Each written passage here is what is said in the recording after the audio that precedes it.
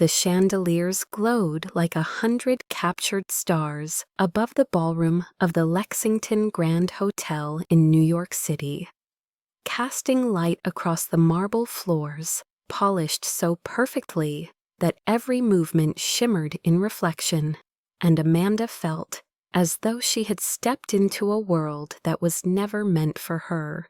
The music of a string quartet spilled through the air, elegant and commanding, and the laughter of guests mingled with the clinking of crystal glasses, while waiters in black vests moved swiftly between tables carrying silver trays. Amanda stood close to Mark, her hand resting lightly on his arm, trying to steady her breath. Because she had never attended a wedding like this one that resembled a royal gala more than a celebration between two people. Mark had assured her that she belonged here. He had whispered that tonight would be important, that he would finally introduce her to the people who mattered in his world, and she had clung to that promise like a drowning woman clinging to a piece of driftwood. For months, Amanda had imagined this night as the moment she might stop feeling invisible, the moment when the man she had been with for years would finally make it clear to everyone that she was more than just a temporary companion. She smoothed the skirt of her navy dress with her free hand, acutely aware that it was not designer or couture, but carefully chosen from the modest budget she managed while juggling rent and the medical bills for her mother's long illness. The memory of her mother lying in a quiet care facility across town flickered in her mind, and Amanda reminded herself of how far she had come, of the nights she had worked 2 jobs just to keep the lights on, of the endless hours of balancing spreadsheets and cashier shifts. She told herself that this night could mark the beginning of something new, the bridge from a life of hardship to one where she might finally be acknowledged as worthy. The bride and groom entered to a wave of applause, their smiles radiant, their clothes gleaming like a vision from a magazine. And Amanda forced her lips into a smile as well, telling herself that she too could be radiant if only Mark would take her hand and lead her into his circle. He guided her forward toward a group of sharply dressed colleagues, men in tailored suits and women draped in shimmering gowns, and her heart pounded faster with each step. She braced herself for the moment he would say her name with pride, that he would announce her as the woman by his side. For a second, she almost believed it was about to happen. Then Mark's stride faltered, his body stiffened, and when he turned to her, his eyes held not affection, but disdain. With a voice pitched just loud enough for those nearby to hear, he said coldly, "You are not worth it." The words sliced through the music, through the chatter, through the fragile hopes Amanda had stacked inside her chest. She blinked in disbelief, the air rushing from her lungs as if she had been struck. Around her the group stilled their smiles, faltering, some pretending to look away, while others watched with unabashed curiosity. Amanda wanted to believe she had misheard, but the smirk pulling at the edge of Mark's mouth and the knowing glances that darted between his colleagues made it undeniable. He meant it. Every syllable was deliberate. She was not worth his pride, not worth standing beside him, not worth acknowledgement. He released her arm, and before she could react, he was already striding away toward a woman in a crimson gown who leaned in to greet him with a kiss on the cheek, as though Amanda had never existed. A ripple went through the crowd, a collective intake of breath, and suddenly Amanda felt hundreds of eyes land on her all at once. Whispers rose. The glow of phone screens lifted, someone even stifled a laugh, Her throat tightened, her vision blurred under the harsh brilliance of the chandeliers, and her pulse beat so loud she could not hear the music anymore. She told herself to walk, to turn, and leave with dignity, but her legs refused to obey. It was as if invisible chains held her in place, forcing her to stand beneath the crushing weight of humiliation. In those endless seconds, memories returned with cruel clarity. The high school dances she missed because she had to work late shifts, the second-hand clothes she wore to college lectures, while classmates looked her over, the pitying glances from nurses as she sat through another night in a hospital cafeteria while her mother endured treatments. Every moment when she had been told she did not belong pressed against her until she could hardly breathe. She clutched her small clutch bag tightly, whispering silently that she would not cry here, not in front of them, not in front of Mark and the woman who now occupied his arm. She tried to steady her chin to stand tall, but inside she felt as though her heart had been broken into shards too sharp to ever piece together again. The music swelled, the laughter resumed, and yet Amanda remained frozen in the middle of a glittering room that had never felt more merciless, her world collapsing under the cruelest words she had ever heard from the man she thought she could trust. The ballroom was alive with golden light and the swirl of music, but to Amanda it felt as if the air had thinned, leaving her exposed beneath the weight of countless eyes. The chandeliers still gleamed overhead, yet their brilliance mocked her, every shimmer reflecting her shame. Around her the guests whispered in voices meant to be discreet, but sharp enough to cut, and though the orchestra played on with dignified elegance, she could hear only the hushed laughter and the faint click of cameras capturing her humiliation. A woman in a sequined gown leaned toward her friend and whispered something that made them both cover their mouths, laughter spilling out like venom. A man across the table raised his phone casually, as if checking a message, yet the lens was pointed directly at Amanda. She knew then that by tomorrow her shame would not remain within these gilded walls, but would float through social media feeds, dissected and replayed for the amusement of strangers. Amanda wanted to leave to run from this place, but her body betrayed her. Her shoes felt bolted to the marble floor, her arms stiff at her sides. She swallowed hard, her throat raw from holding back tears, and forced her gaze away from the sight of Mark with the woman in red, their bodies close, their smiles easy, as though his cruel dismissal of her had been nothing more than discarding a broken accessory. She could not understand how he could look at her for years, whisper promises of a future, then so effortlessly erase her with one sentence. The guests resumed their mingling, but Amanda remained in the spotlight of gossip.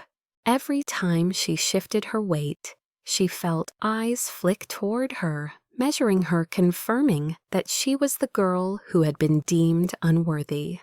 She thought of her mother lying in a hospital bed across town, fighting to recover, unaware that her daughter was now fighting her own battle for dignity.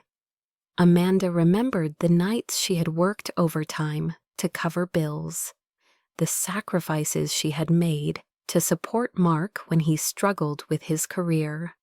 The meals skipped the birthdays, missed all the hope she had poured into him, and now it felt like every sacrifice had been ground into dust beneath his shoes.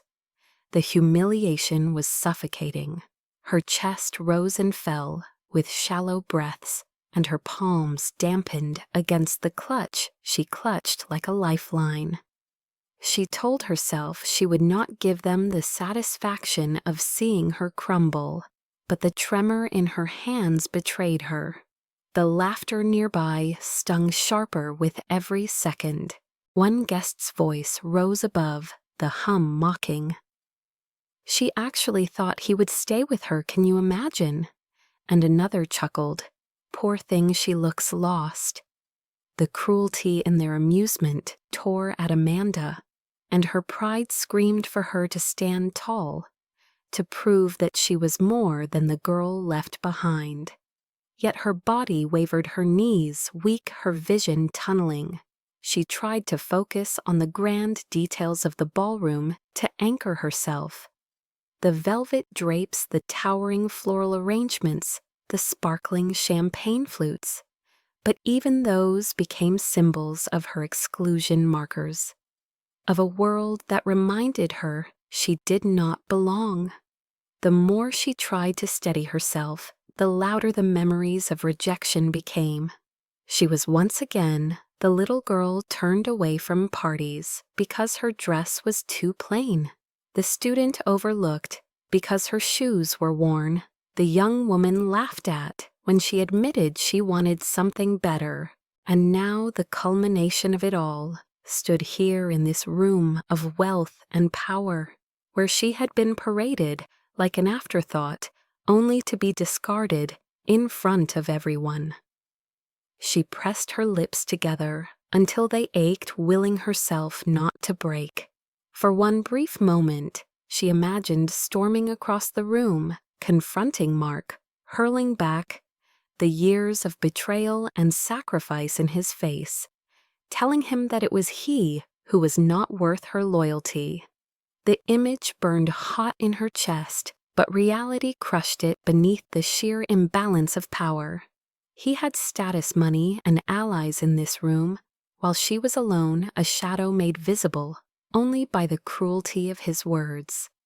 A server passed by with a tray of champagne and paused uncertainly, eyes flicking between Amanda and the crowd, unsure whether to offer her a glass or to move along quickly. That small hesitation was a dagger. Even strangers serving drinks now weighed whether she deserved to be acknowledged. Amanda's cheeks burned with fresh humiliation, and she turned away, staring hard at the dance floor where couples glided gracefully, oblivious to her collapse. She longed to vanish, to melt into the marble, but her feet would not obey. The humiliation was not just social, it was physical, pressing against her like invisible hands, trapping her in the center of the spectacle. Somewhere across the room, Mark laughed, the sound sharp and careless, and Amanda flinched as if struck. She had once thought his laugh was warm, something she lived for, but now it was the anthem of her undoing.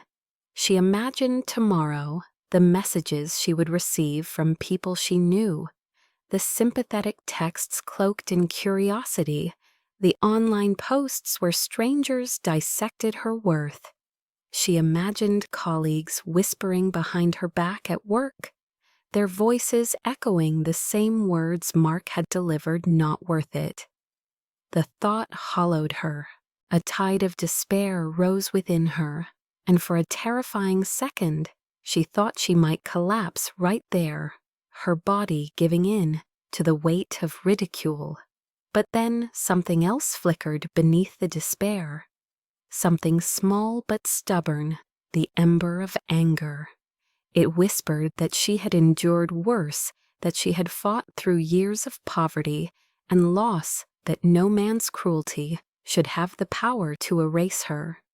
She breathed slowly, clinging to that ember, but the swell of mockery around her threatened to smother it. The laughter, the whispers, the camera lenses all conspired to keep her pinned in shame. Amanda closed her eyes for a heartbeat and told herself that if she could survive one more minute, she might be able to walk away. Yet when she opened them, the ballroom remained the same merciless stage, and her humiliation stretched on a storm she could not escape. At the far side of the ballroom, where the chandeliers cast softer pools of light over the VIP tables, Adrian Lancaster sat quietly, a glass of untouched champagne before him.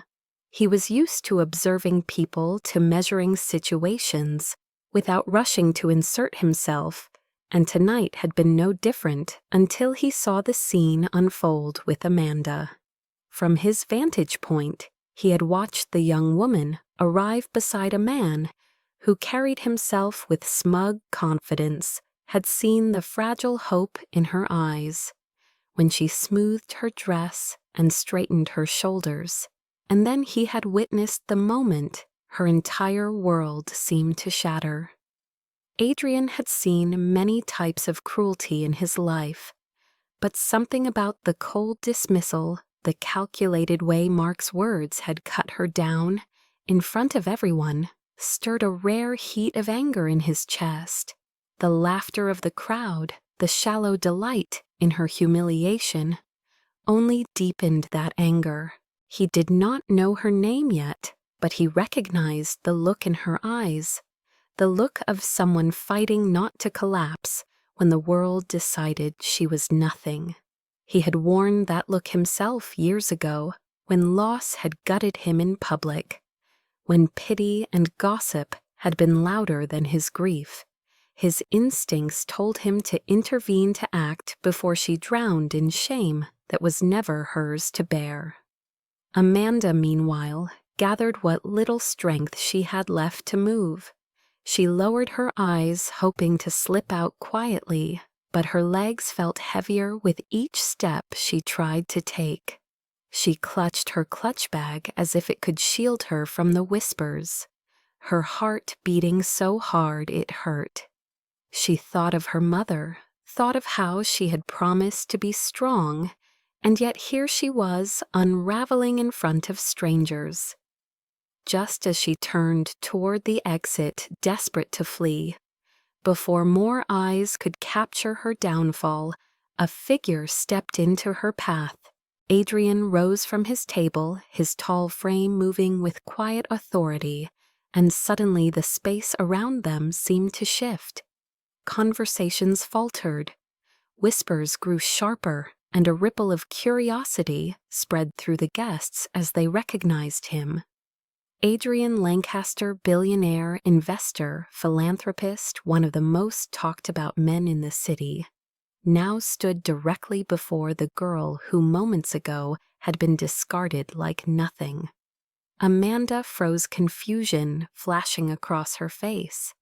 She had seen him before in the news, in articles her co-workers gossiped over, but never expected to find him here, never expected him to look at her with eyes that were not mocking, but steady, piercing, as if he saw through the fragile armor she tried to hold together.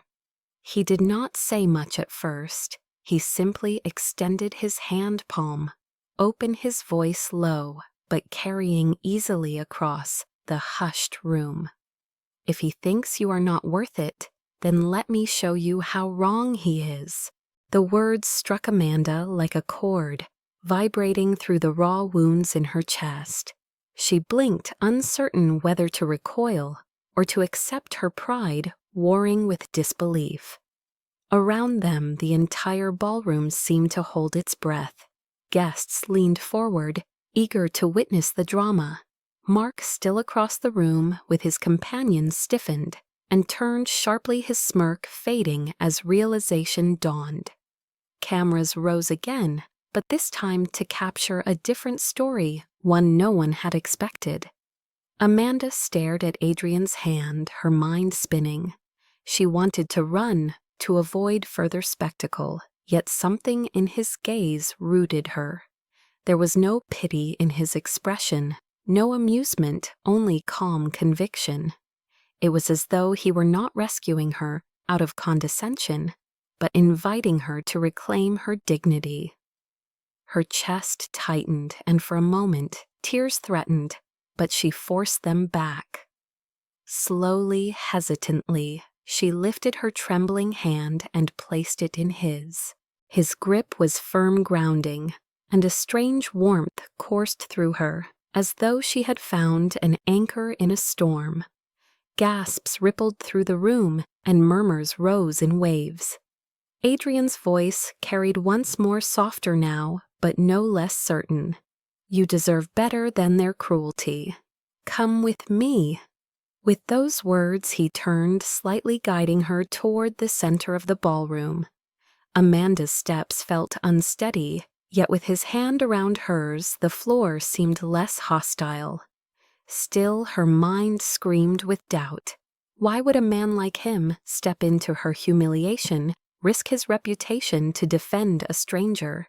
But each time she looked up at him, she found no trace of calculation, only a steady resolve that unsettled her in ways she could not explain. The orchestra, sensing the shift in atmosphere, faltered briefly, before resuming with a softer melody, as though the music itself recognized the gravity of the moment. Guests who had laughed earlier now whispered with awe, others with envy. Mark stood frozen, jaw tight, his companion tugging at his arm, but he could not look away from the sight of Amanda being led by the most powerful man in the room. Amanda felt every eye burning into her back. Yet for the first time that night, she did not feel like prey. She was still trembling, still raw, but the humiliation no longer defined her.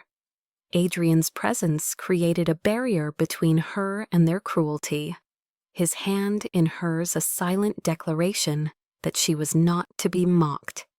As they reached the open space near the dance floor, Adrian paused and turned toward her, his voice low enough for only her to hear.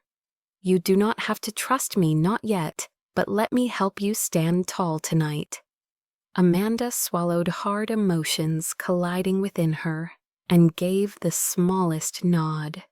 It was not consent born of faith, but of desperate need for a lifeline, and he offered it without hesitation. Around them the silence deepened, the crowd suspended in anticipation. The billionaire had extended his hand, and the discarded girl had accepted. The balance of the evening had shifted, and nothing in that glittering ballroom would be the same again. The orchestra swelled with a gentle but deliberate rhythm as Adrian guided Amanda onto the polished dance floor, his hand steady at the small of her back, while the other held hers with quiet certainty. The crowd parted instinctively, whispers crackling like static, as eyes followed their every step, and for Amanda, the sensation was both terrifying and strangely empowering. Only minutes ago, she had been the object of ridicule, left stranded by the man she thought she knew. But now she was being led into the spotlight by Adrian Lancaster, whose reputation alone carried more weight than the combined judgments of everyone present. Amanda's pulse raced wildly, her breath shallow, and she wondered if she would trip and crumble under the pressure. Yet Adrian's grip anchored her, his calm presence, forcing her to match his pace. They began to move in time with the waltz, her body stiff at first, but his voice came low measured. "You are safe, focus on me, nothing else." She lifted her eyes to his reluctantly and was startled by the intensity there, not fiery but resolute, as though he had stepped into this moment not for display but to shield her. The sweep of their steps drew them into a graceful pattern, the skirt of her dress catching the light, his tailored suit immaculate against the glow of chandeliers. Around them, the audience murmured their tones, shifting from derision to curiosity, from sneering to something more tentative, as if unsure whether the narrative had just changed. Amanda's heart thudded louder, with each twirl, the humiliation still raw, but now softened by an unexpected current of dignity. She felt the burn of Mark's gaze from across the room and dared not look, though she sensed his disbelief like a knife at her back. Adrian leaned closer, his words brushing her ear. "Why are you trembling? Is it fear of them or fear of yourself?" Amanda forced a breath, admitting quietly both. He guided her through a turn, his hand firm and unyielding. Then let them watch. If cruelty is all they understand, then show them that cruelty cannot break you. Amanda blinked hard against tears torn between suspicion and awe. Why would he care? Why would a man like him, with wealth and power that could silence any critic, risk entangling himself in her shame? She whispered, "Why are you doing this?" And his eyes locked onto hers with piercing steadiness. "Because I cannot stand by when someone is treated like nothing, and because your eyes do not belong on the floor." Amanda's chest tightened at his words, her lips parting without reply. They moved as one, the music rising in crescendos. And for the first time she allowed herself to look around, to see the guests whose expressions had shifted. Some stared in astonishment, others with envy, but the cruel smirks had faltered. A few phones still hovered, capturing the spectacle, but even those now seemed to tremble with uncertainty, unsure whether they were recording humiliation or history. The orchestra played on, and Adrian spun her once more, his touch never wavering, his gaze never leaving hers. Amanda felt heat rush to her cheeks, not from shame, but from something dangerously close to gratitude and a strange, fragile spark of connection. It unnerved her. She had just been destroyed by words from a man she trusted, and now she was being restored by the presence of a stranger. Could dignity be rebuilt so quickly, or was she merely living through another performance, meant to distract the crowd?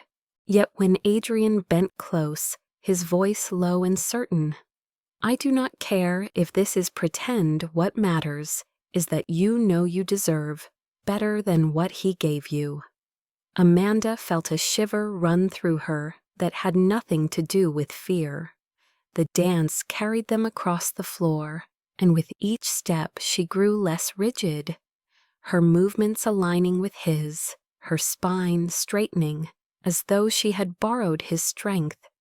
She became aware of the rhythm of the music, the sweep of silk against marble, the murmur of astonishment from the crowd. For a fleeting moment, she felt almost weightless, almost free, as if the laughter that had once pierced her now felt dull and powerless. Across the room, Mark shifted his expression, dark with frustration, and Amanda caught the flicker of it in her periphery. A surge of satisfaction, small but undeniable, warmed her chest. For once, she was not the girl he left behind, but the woman others could not ignore. The music softened, nearing its close, and Adrian slowed their steps, drawing her closer until his voice reached her again. "You asked me why I am doing this. The truth is simple. Because I have seen pain like yours before, and I know what it costs to carry it alone." Amanda's throat ached her reply, trapped behind the lump of emotion rising. She wanted to tell him he was wrong, that she needed no saving, yet the truth in his words echoed too loudly. The final notes rang out, and as the last chord faded, silence swept through the room. Adrian bowed slightly, never releasing her hand, and Amanda dipped her head in response, her body trembling but upright. The crowd erupted into polite applause, hesitant but undeniable, the sound echoing through the hall like a reluctant acknowledgement that the story had shifted. Where once they had mocked, now they applauded. Amanda swallowed hard, clinging to the moment as though it were fragile glass. She looked at Adrian, at the quiet determination in his expression, and whispered so softly He almost did not hear. "I do not understand you." He leaned close enough that only she could hear. "You do not have to understand me tonight. Just remember that you never needed him to define your worth." His words lingered as the applause faded, and Amanda realized that though the dance had been pretend, the shift inside her was real. For the first time since Mark's cruelty, she felt something stronger than humiliation. She felt seen. As the applause faded and the orchestra prepared for the next piece, Adrian gently guided Amanda away from the center of the ballroom toward the wide glass doors that opened onto a terrace lit by lanterns and framed with ivy. The cool night air washed over her as they stepped outside, carrying with it the faint scent of roses from the garden below. Amanda drew in a shaky breath, finally free from the suffocating stares of the crowd, though her chest still throbbed with the echo of humiliation. Adrian released her hand, but stayed close, his presence steady, as though he understood she needed space, but also needed to know she was not alone. She leaned against the stone railing, her fingers trembling as she gripped it for balance. He studied her for a long moment before speaking, his voice calm and low. "You did well in there. Most would have crumbled." Amanda gave a bitter laugh, sharp with self-reproach. "I was crumbling. Do not make it sound noble." Adrian shook his head. "No, you stood when you could have fled. That is more strength than you realize." His words disarmed her, and she hated how much she wanted to believe them. For years she had measured herself against the standards of others, always falling short, always feeling as though she needed permission to be seen. Tonight had been the cruelest confirmation of that fear, and yet this man, whose life seemed galaxies away from hers, was telling her she had done something admirable. She turned her face away, unwilling to let him see the tears that threatened. "Why did you step in? You did not know me. You did not owe me anything." Adrian moved closer, his hands resting lightly on the railing, his gaze fixed on the city skyline glittering in the distance. "Because I know what it is to be humiliated in public," he said simply. "Years ago, I lost someone I loved, and the world treated it like a headline instead of a wound. I learned how quickly people can turn pain into entertainment." Amanda glanced at him, startled by the rawness in his tone. The media had whispered about Adrian Lancaster's past, about the fiancé he had lost in a tragic accident, but she had never expected him to speak of it openly, least of all to her. He continued, "I could not stand there and watch it happen to someone else." She hugged her arms around herself, struggling to find words. She wanted to thank him, but the gratitude tangled with suspicion. Part of her still wondered if she was just a convenient distraction, a performance staged to flip the attention of the crowd. She whispered, "Maybe you just wanted to be the hero." He met her eyes, unwavering. "Heroes chase applause. I do not care if they applaud. I care that you remember tonight you are not worthless." The conviction in his voice cracked something inside her, and Amanda felt tears slip free, despite her effort to hold them back. She quickly wiped them with the back of her hand, embarrassed, but Adrian did not look at her with pity. Instead, his gaze softened, patient, as though he had all the time in the world to let her gather herself. Amanda exhaled slowly. "I have spent my whole life trying to be enough," she admitted quietly. "For my mother, for work, for him." And in one sentence, he reminded me I never was. Her voice shook, but steadied as she added, "Maybe he was right." Adrian's expression sharpened with quiet intensity. "No, he was not right. Cruelty is never truth. It is only weakness disguised as strength. Amanda held his gaze, startled again by how fiercely he spoke on her behalf. She wanted to retreat, to shield herself from the risk of believing, but his words lodged in her chest, refusing to be dismissed. For a long moment, neither spoke. The sounds of the party drifted faintly from inside, muffled by the closed doors, and the city stretched endlessly before them. Finally, Amanda straightened, brushing her hair from her face. "You do not know me. You see a broken moment and think you can define me differently. But what happens tomorrow when I am just me again, not the woman rescued by Adrian Lancaster?" He regarded her with calm steadiness. "Then tomorrow you remind yourself that worth does not vanish with the crowd's attention. It is not borrowed from him, and it is not borrowed from me. It is yours." Amanda's throat tightened, and she had no answer. She was not used to people speaking as though her dignity was hers to claim. For so long it had felt conditional, dependent on pleasing someone else, on fitting in. Now this stranger, powerful and untouchable, insisted that her value existed whether she believed it or not. The weight of that truth was both terrifying and liberating. She turned back toward the view, letting the silence stretch, trying to steady her racing thoughts. Adrian did not press her further. He simply stood beside her, his presence calm, unintrusive, but undeniably protective. And though Amanda could not bring herself to admit it aloud, for the first time that evening, she felt that the mask of shame had cracked, that beneath it, something stronger might still remain. The terrace offered Amanda a fragile reprieve, but inside the ballroom, the story of her humiliation had already begun to twist into something else, carried on the current of whispers and the quick thumbs of guests eager to share a spectacle. Within minutes, her name, though few knew, it was paired with the image of Adrian Lancaster taking her hand, and speculation spread like spilled wine across the polished floor. When Adrian led her back inside, Amanda felt the shift instantly.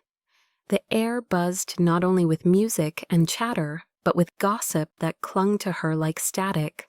She heard it in fragments as they moved past tables, a voice murmuring, "She is the one he chose," another whispering, "No way, she is just a girl he picked to spite someone." The weight of it pressed on Amanda's chest, and she longed to retreat again, but Adrian's presence beside her steadied her steps. They had barely reached the edge of the dance floor when Mark appeared, his face tight with anger. The woman in red trailed behind him, confusion clouding her eyes. But Mark's focus was sharp and venomous. He blocked Amanda's path, his words sharp enough to slice through the music. "So this is your game, Amanda. Could not handle being left, so you cling to the first rich man who offered a hand." His voice carried loud enough for nearby guests to hear, and heads turned eagerly, hungry for more drama. Amanda froze, her heart clenching as humiliation threatened to return in a crushing wave. She opened her mouth, but no sound came, her voice caught between fury and fear. Adrian stepped forward before she could respond, his body a barrier between her and Mark, his tone calm but edged with steel. "That is enough," Mark sneered, folding his arms. "You do not know her. She is nothing but a desperate girl playing at a life she will never belong to." The cruelty in his words sparked the same heat of anger that Adrian had felt earlier, and this time he did not hold it back. His voice rang firm, steady, clear enough for all to hear. "She is worth more than you will ever realize." The words hung in the air like a bell struck hard, reverberating through the room. Conversations faltered. the orchestra missed a note before recovering, and the guests who had leaned in for gossip now straightened their curiosity, shifting into silence. Amanda's breath caught her eyes stinging as she stared at Adrian's back. He had not hesitated, had not softened his defense to save face. He had declared her value in front of everyone, something Mark had never once done in all the years they were together. Mark's expression twisted, but the confidence that had fueled his mockery wavered under the weight of Adrian's gaze. For the first time that night, Amanda saw him falter, his power slipping, as the crowd no longer laughed with him, but looked at him with unease. A few even whispered disapprovingly, shaking their heads. The woman in red tugged at his arm, embarrassed by the attention, and Mark jerked free, his voice rising in frustration. "You think this changes anything? She is still nothing. She was nothing when she came with me, and she will be nothing when you tire of her." Amanda flinched her body, recoiling from the cruelty, but before the shame could swallow her again, Adrian turned fully toward Mark, his tone low but unyielding. "The only nothing I see here is the man who cannot recognize what he has already lost." Gasps rippled through the room. Mark's jaw clenched, his fists tight at his sides, but the fight had already drained from him. The crowd's silence was no longer complicit, it was condemning. He muttered something under his breath, too low to hear, and then stalked away, dragging the woman in red behind him. The moment he disappeared into the crowd, Amanda felt the tension collapse from her shoulders, leaving her trembling with the release of it. She looked at Adrian, struggling to speak, but her voice cracked. "Why would you do that? Why risk standing against him, against all of them?" Adrian's gaze softened as he studied her, but his reply was simple. "Because no one deserves to be silenced by cruelty." Around them, the orchestra resumed with renewed confidence, filling the silence left by the confrontation. Guests whispered again, but now the tone had shifted. Some looked at Amanda with curiosity, others with newfound respect. She knew the gossip would not end here, that tomorrow the city would still whisper about the girl defended by Adrian Lancaster. But for the first time, she felt that their whispers no longer had the power to crush her. She stood a little straighter, drawing breath into lungs that no longer felt caged. Adrian offered his hand again, not as a performance this time, but as a quiet gesture of reassurance. Amanda hesitated only a moment before placing her hand in his, feeling the steadiness there, the unspoken promise that she was not alone. Together they walked past the crowd, leaving behind the echoes of mockery that had begun to crumble under the weight of truth. And though Amanda's heart still trembled, a new certainty flickered within her.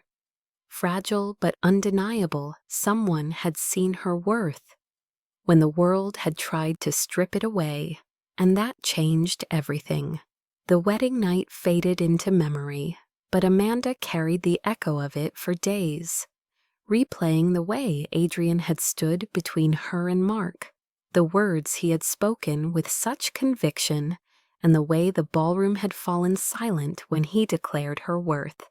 She told herself not to read too much into it, that perhaps it had been a moment of impulse, a performance designed to divert attention, yet the memory clung to her stubborn and warm.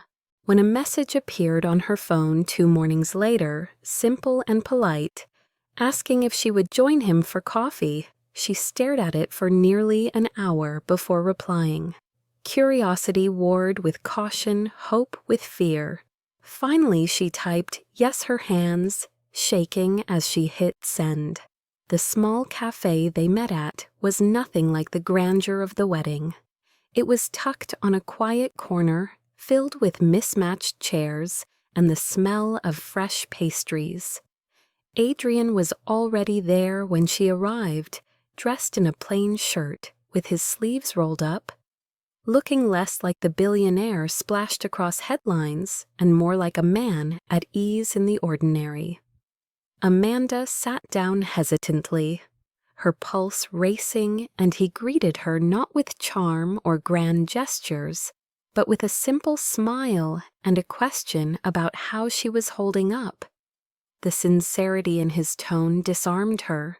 They talked for an hour, and though Amanda kept her answers guarded, she felt the walls she had built begin to shift. He asked about her work as an assistant accountant, about her mother's health, about the books she liked to read. He listened intently, never interrupting, never redirecting the conversation back to himself. When he finally shared something of his own, it was not about his wealth or influence, but about his late fiancée and the quiet ways grief had reshaped him. The openness in his words surprised Amanda, and though part of her still questioned why he was doing this, another part of her recognized the sincerity. Over the weeks that followed, they met again and again, sometimes for coffee, sometimes for walks in the park, sometimes for no reason other than to share a meal. Adrian never pressed, never demanded, always allowing her the space to decide how much of herself she was willing to reveal. Slowly, Amanda found herself telling him stories she had not told anyone about her childhood, spent juggling school and part-time jobs, about the loneliness of hospital corridors, about the countless times she had been made to feel small. Adrian never looked at her with pity, only with a quiet respect that unsettled her in the best way. One evening he asked if he could visit her mother with her, and Amanda hesitated before agreeing. She braced herself for her mother's surprise. But when Adrian walked into the room carrying a bouquet of lilies and spoke to her mother with the same warmth he showed Amanda, the older woman's eyes filled with tears. "Thank you for looking after my daughter," her mother whispered, and Amanda's throat tightened. It was too much too close, and afterward she found herself pacing her apartment, torn between gratitude and fear. The fear was louder. She told herself people would never see her as his equal, that the whispers of gold digger already hovered like a storm cloud. She tried to pull back, answering his messages later, making excuses when he suggested meeting. Yet each time she did something inside, her ached. She remembered the way he had shielded her at the wedding, the way he had looked at her in the cafe, the way he had spoken to her mother as if she mattered. That ache would not fade. One afternoon, she finally confronted him, her voice shaking, as they sat across from each other. "Why are you doing this, Adrian? You could be with anyone. Why waste your time on someone who will only ever be accused of clinging to you?" His gaze did not waver. "Because you do not cling, Amanda, you stand. Even when you think you are falling apart, you stand. And because I would rather spend time with someone real than with anyone who only cares about what I can give them." His words struck deep, unraveling the defenses she had tried to hold. Amanda looked away, tears stinging her eyes, because she wanted to believe him, but belief felt dangerous. Still, she could not deny the truth in his actions. He had shown up again and again, not with gifts or promises, but with presence. She had never known what it was like to be seen in that way. The days turned into weeks, and slowly she allowed herself to lean into the fragile hope building between them. Yet even as hope grew, the shadow of doubt remained whispering that the world would never let her forget where she came from, that people would always twist their story into something ugly. She lay awake at night, battling those voices torn between the safety of retreat and the terrifying possibility of love. But with every shared laugh, every quiet walk, every moment of unguarded conversation, the walls around her heart began to crack. And though she could not admit it aloud, Amanda knew that Adrian Lancaster was no longer just the man who had saved her from humiliation. He was becoming the man who was teaching her what it meant to be valued for who she was not, for what she could give. The fragile balance Amanda had begun to build with Adrian shattered one morning when her phone buzzed with a notification that sent her stomach plummeting. She opened the link sent by a colleague and froze. There, plastered across the homepage of a notorious gossip site, was a photograph of her and Adrian leaving the hospital after visiting her mother. Amanda's hair was windblown, her expression tired, while Adrian's hand rested protectively at her back. The headline blared in bold letters, "Lancaster's new gold digger, the girl who found her way into the billionaire's arms."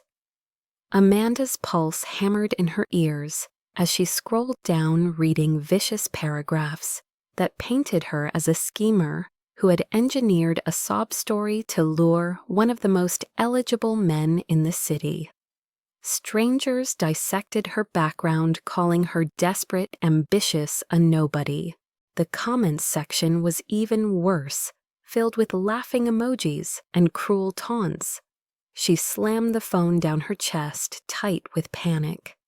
Every fear she had harbored since the night of the wedding had materialized in black and white. By noon, the story had spread across social media, and Amanda could not step outside without imagining every stranger's eyes on her. At work, whispers followed her, in the hall coworkers glancing at her with a mixture of pity and judgment. Clara tried to defend her, insisting that people were just jealous, but Amanda felt the sting of every smirk. When Adrian texted her later that day, asking to meet, she could not bring herself to reply.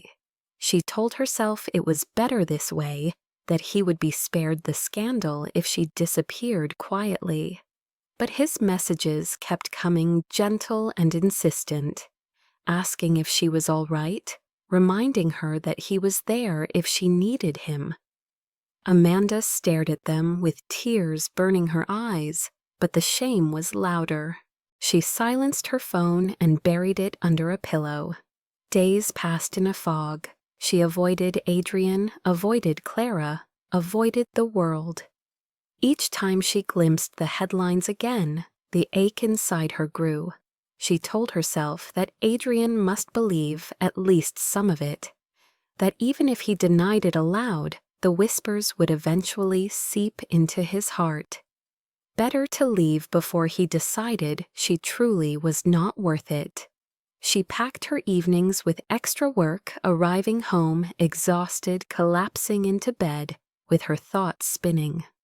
And yet, even in the exhaustion, his face haunted her. The steadiness of his eyes, the way he had stood in front of her, the way he had spoken to her mother as if she were family. That memory made her chest ache most of all. One night, after ignoring his calls for a week, Amanda heard a knock at her door. Her heart lurched, and for a moment she considered pretending she was not home. But the knocking came again, steady and patient.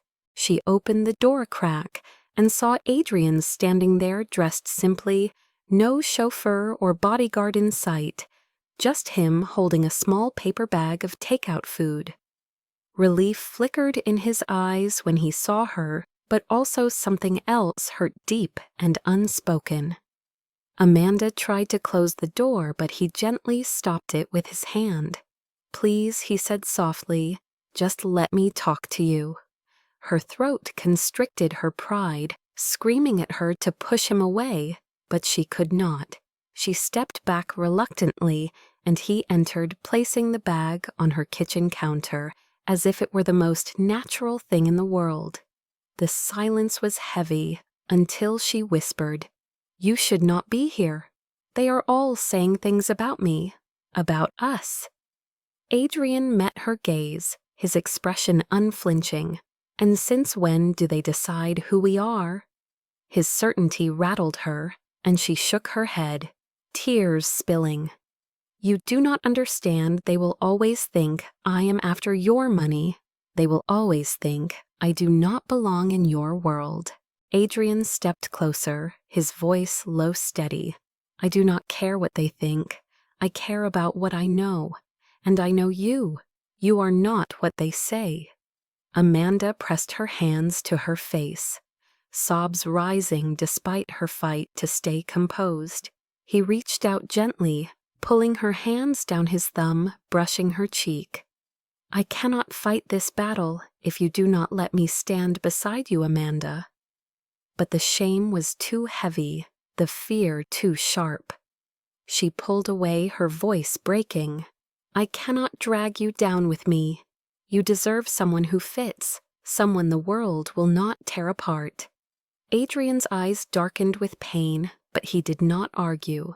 He stood still for a long moment, then nodded slowly.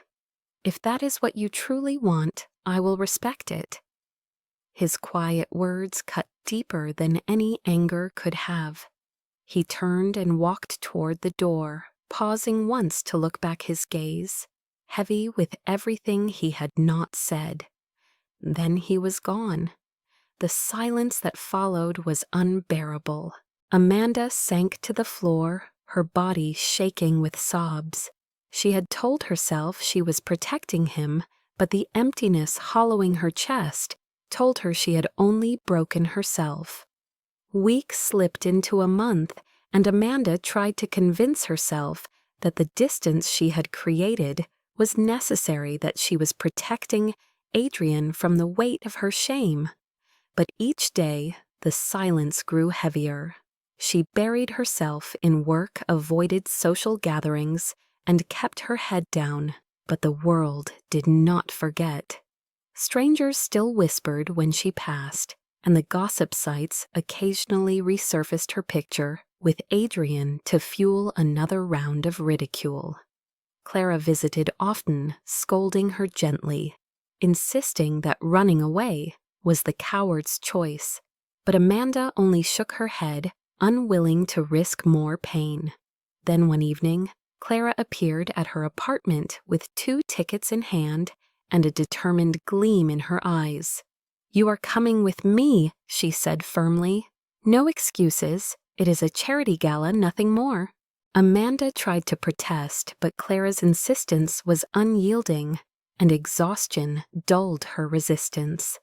Reluctantly, she dressed in the only formal gown she owned, a simple navy piece that hugged her frame modestly and allowed Clara to drag her into the glittering venue downtown.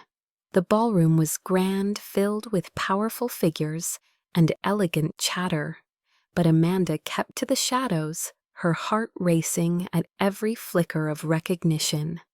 Clara squeezed her hand reassuringly, whispering, "You need to remember who you are, not what they say." Amanda forced a smile, though her nerves churned. She had no idea that the gala's keynote speaker was Adrian Lancaster, until the master of ceremonies announced his name, and applause thundered through the hall. Her breath caught as she saw him stride onto the stage, composed and commanding in a dark suit. He looked every bit the powerful billionaire the world revered, but when his eyes swept the audience and unexpectedly locked on hers, Amanda's heart stuttered. He paused for only a moment, then began his prepared speech, his voice strong, carrying words about dignity, about value, about the importance of lifting others rather than tearing them down. Amanda listened, transfixed, each sentence striking chords within her. Then halfway through, he set his notes aside. "I came here with a speech. Written by careful hands," he said, "but I cannot stand here and speak about value while pretending I do not see the truth sitting in this room tonight." A ripple of curiosity ran through the audience as he stepped away from the podium, descending the stage stairs with steady strides. Amanda's breath quickened. She shook her head slightly, panic rising, but Clara's grip on her hand tightened. Adrian moved through the crowd, his eyes never leaving Amanda, and the murmurs grew louder. By the time he reached her table, the ballroom had fallen into hushed silence. He stopped in front of her, his gaze steady, his voice carrying with quiet power. "The night he told you that you were not worth it, I knew he was blind, because you are worth everything." Amanda's chest constricted, tears springing to her eyes, as the words she had longed to hear shattered the chains of shame. Adrian reached into his jacket and pulled out a small velvet box, opening it to reveal not a gaudy diamond, but a simple gold band, elegant and understated. He lowered himself onto one knee in the center of the hushed ballroom, every eye fixed on them. "Amanda Harper," he said, his tone unwavering, "you turned cruelty into courage, humiliation into grace. You reminded me what it means to see someone fully and to be seen in return. I have stood in rooms filled with wealth and power, but none of it has ever mattered as much as this moment." His hand trembled slightly as he lifted the ring. "Will you marry me?"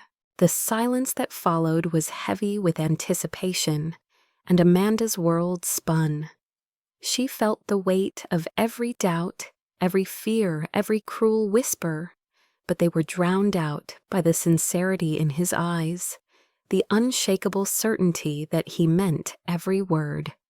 She pressed her hand to her mouth, sobs breaking free, and then slowly nodded once, twice, until the audience erupted. Applause thundered through the hall, cheers rising, people standing to their feet as Adrian slid the ring gently onto her finger and rose to pull her into his arms.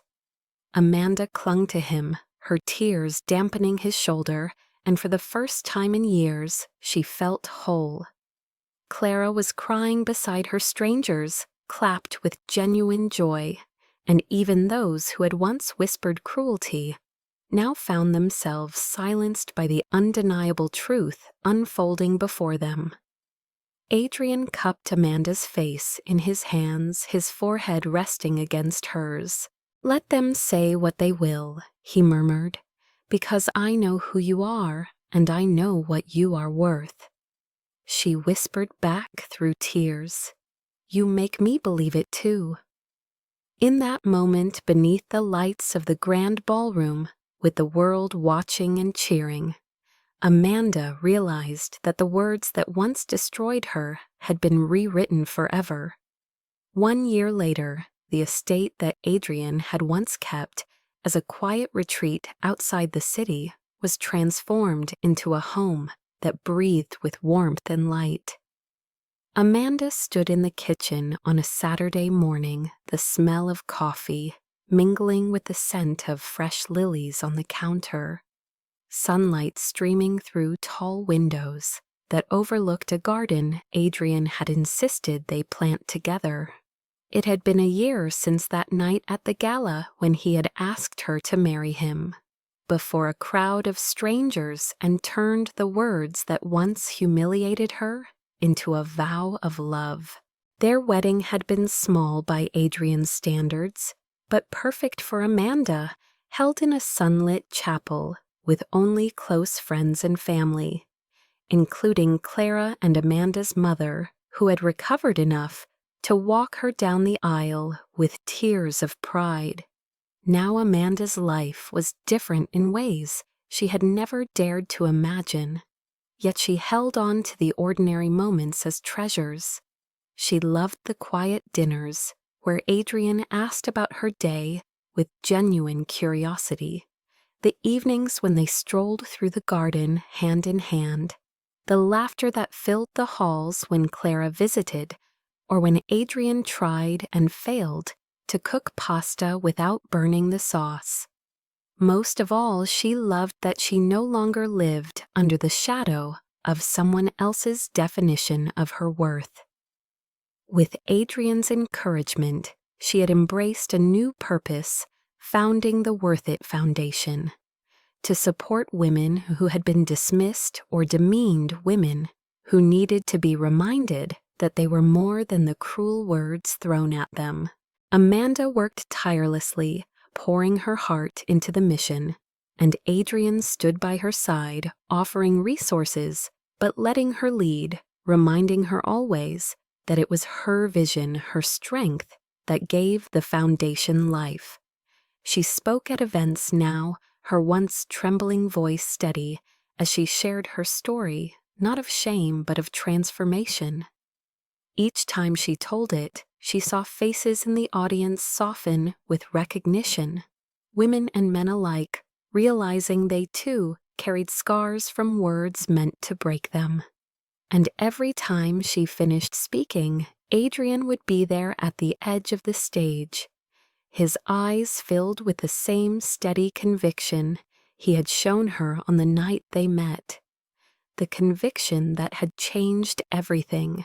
Their marriage was not without challenges, late nights media scrutiny, the ever-present hum of public curiosity, but together they learned to navigate it, building trust brick by brick. When Amanda felt overwhelmed, Adrian reminded her of her strength. When Adrian grew weary from the endless demands of his business, Amanda's presence grounded him, her laughter reminding him of the life beyond boardrooms and headlines. In the evenings they would sit by the fireplace, Amanda curled against his chest, and he would whisper how grateful he was that she had not walked away that night at the wedding. Sometimes she teased him, saying he had given her no choice by sweeping her onto the dance floor. But inside she knew the truth. She had chosen to trust him, and it had changed both their lives. One evening, as they prepared dinner together, Amanda paused and looked around the home, filled with laughter, with framed photos of family and friends, with the quiet hum of belonging, and she whispered softly, "Thank you for taking my hand that night." Adrian wrapped his arms around her from behind, resting his chin on her shoulder, and answered simply, "Thank you for letting me." They stood in silence for a long moment, letting the memory wash over them, not with pain, but with gratitude.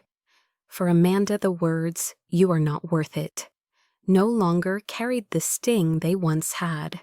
They had become a reminder of how far she had come, of how cruelty had been rewritten into love, of how despair had birthed hope. She knew life would still hold trials, that whispers might never fully fade, but she also knew that worth was no longer something she sought from others. It was something she carried within, nurtured by love, by purpose, by the family she had built. As the sun set behind the garden and painted the sky in shades of gold and crimson, Amanda held Adrian's hand and felt a peace she had never known. Sometimes the cruelest words open the door to the truest love, she thought, and in the glow of their home, with his steady presence beside her, she knew she had found hers.